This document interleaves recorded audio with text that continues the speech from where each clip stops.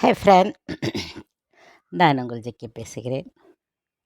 பொதுவான விஷயங்களை பேச வந்திருக்கிறேன். என்னென்னா, அந்த காலங்களில் கிராமங்களாகட்டும் சிட்டியாகட்டும் சொல்கிறேன், அவங்க வீட்டிற்கு தெரியாமல் சிகரெட் அடிப்பது தவறு என்று நினைப்பார்கள். எங்கேயோ போய் ஆத்தங்கரையிலையும் அந்த பக்கம் ஒதுக்குப்புறமாக எங்கேயோ போய் அடிச்சுட்டு வருவாங்க, வீட்டுக்கு தெரியாமல். அதுதான் பெரிய மாபெரும் தவறாக இருந்தது. நமக்கு தெரிந்த காலங்களில் சொல்கிறேன்.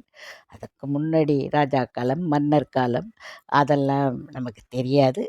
நமக்கு தெரிந்த நாம் வாழ்ந்த காலங்களில் என்னவோ அதை பற்றி பேசி கொண்டிருக்கிறேன். செய்வார்கள். அதுக்கு பிறகு என்ன ஆச்சு, தண்ணி அடிக்கிறது, இந்த பீர் பிராந்தி ஏதோ சொல்கிறாங்க. இது எல்லாத்தையும் வீட்டுக்கு தெரியாமல் பண்ண ஆரம்பித்தாங்க ஆண்கள்.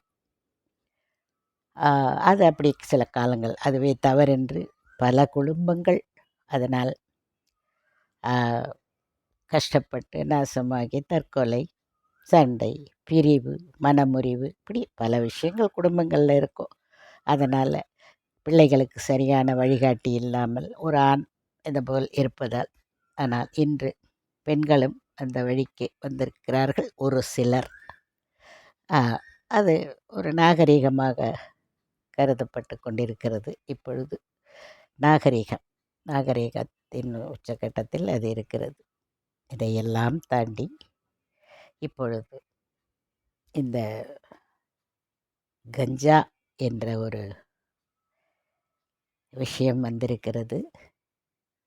அது எந்த அளவுக்கு உண்மையோ பொய்யோ நமக்கு அதெல்லாம் தெரியாது. யூடியூபில் பேசுவதை வைத்து நாம் அதை பற்றி பேசுகிறேன்.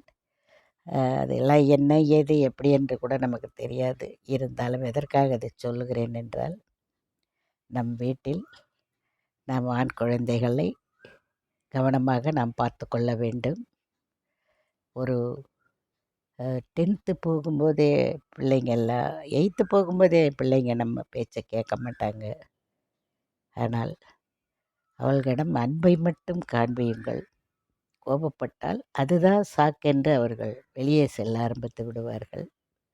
அன்பை காண்பித்து அவங்களுக்கா ஒரு இது தவறு, இது செய்யக்கூடாது அப்படின்னு தெரிகிற வரைக்கும் நாம் அவர்களுடன் துணை போக வேண்டும். அதுதான் ஒரு தாய் தகப்பனுடைய கடமை. இதிலிருந்து எந்த நாளும் யாரும் தவறி விடாதீர்கள். ஏனென்றால் பிற்காலத்தில் அவர்களுடன் சேர்ந்து நாமும் கஷ்டப்பட வேண்டியிருக்கும். எத்தனை பிள்ளைகள் இன்றைக்கி தாய் தகப்பன் பேச்சை கேட்காமல் தண்ணி போட்டுக்கொண்டு இங்கேருந்து பாண்டிச்சேரி போகிறாங்க, வழியில் ஆக்சிடெண்ட், செத்து போகிறாங்க.